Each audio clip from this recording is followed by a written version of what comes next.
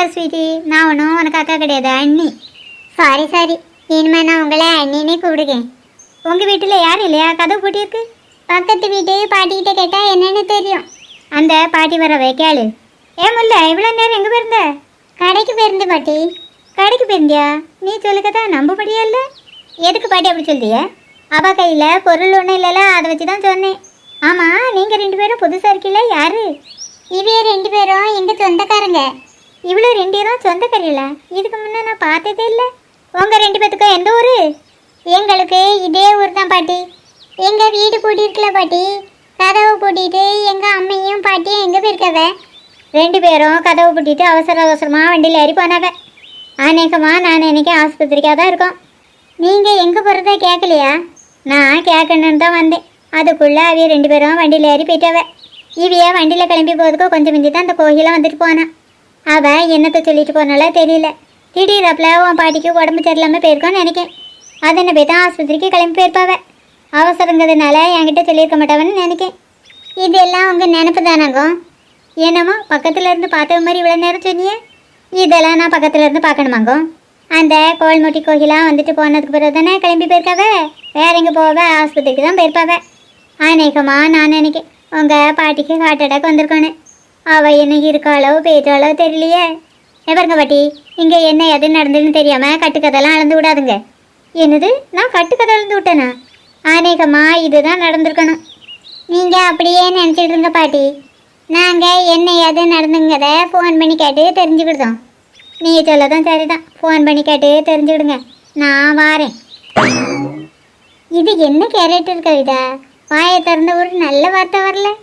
சில ஆட்கள்லாம் இப்படி தான் இருக்க. நீ இந்த பாட்டி சொல்கிறத கேட்ட பிறகு எனக்கு ரொம்ப பயமாக இருக்குது. என்ன ஸ்வீட் இது, லூஸ் மாதிரி பேசுத? அதுவே அரை வேக்காடு மாதிரி பேசிட்டு போகுது, அதவே நீ நம்புக? இல்லை, எனக்கு ரொம்ப பயமாக இருக்குது. எங்கள் பாட்டிக்கு என்னமோ ஆயிட்டு. எல்லாத்துக்கும் காரணம் நான் தான். என்னால் தான் எங்கள் பாட்டிக்கு இப்படி ஆயிட்டு.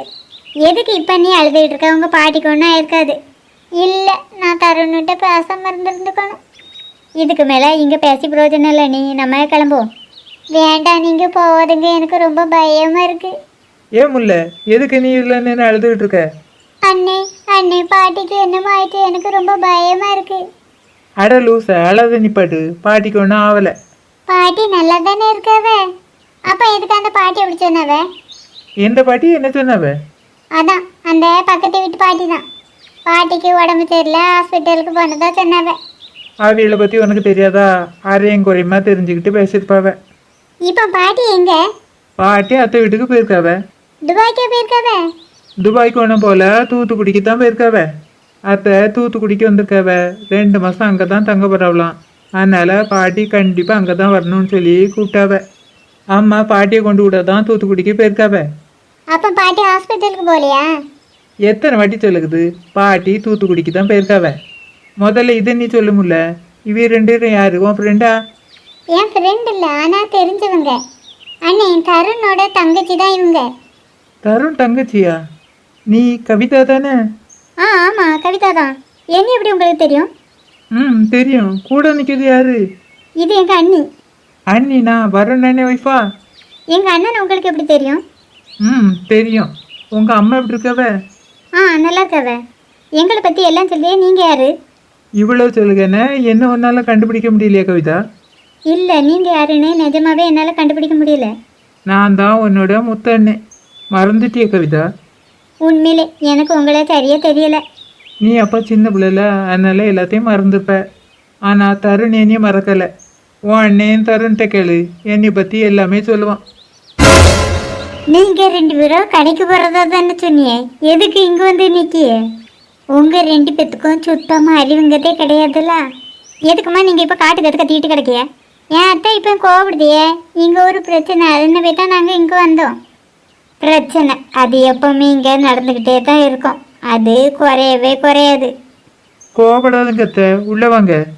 எந்த மூஞ்சி வச்சில என்னையும் உள்ளே கூடுத? ஆடு பகை கூட்டி உறவாங்க. அத்தைன்னு கூப்பிடுக்க வேலையை வச்சுக்கிடாத, அவ்வளோதான் நான் சொல்லுவேன். இப்போ நீங்கள் 2 பேரும் வாரியலா? இவிய பிரச்சனையை தீர்க்க போறேன்னு சொல்லிட்டு வீண் பழியை சுமக்க போறீங்களா? எந்த வாசப்படியை மிதிக்க கூடாதுன்னு நினச்சேன்னா அந்த வாசப்படியை மிதிக்க வைக்கிறீங்களா? 2 பேரும் வாரில்னா பின்னாடி வருங்க, அப்படி இல்லைன்னா இங்கே இருங்க. என்ன நீ அம்மா இப்படி கோபப்பட்டு போறவ? என்னைக்கு அத்தை கோபப்படாம இருந்திருக்காவ, ஆனா இப்போ கோபப்படுறதுக்கான அர்த்தம் தான் விளங்கலை. அவியலோட கோவத்துக்கான காரணம் என்னன்னு எனக்கு தெரியும். நீ என்ன காரணம்னு சொல்லுங்களா? இப்போ நான் என்ன காரணம்னு சொல்லிடுவேன். ஆனால் அத்தை வேற உங்கள் மேலே கோவத்தில் போகிறாவ. அத்தையோட கோவத்துக்கான காரணம் வருணுக்கும் தருணும் கூட தெரியும். நீங்கள் 2 பேரும் போய் அவியக்கிட்டே கேட்டு தெரிஞ்சுக்கிடுங்க. ஆமா, நீ இவிய சொல்லதும் சரிதான். அம்மா இப்போ கோவத்தில் இருக்கவ, நாம இப்போ போகிறது தான் நல்லது. வர நின்றுட்ட கேட்டே தெரிஞ்சுக்கிடுவோம். இப்போ கிளம்புவோம். ஆ சரி, வா கவிதா போவோம். போயிட்டு வரேனே, போயிட்டு வர ஸ்வீட்டி. சரி கவிதா, போயிட்டு வாங்க.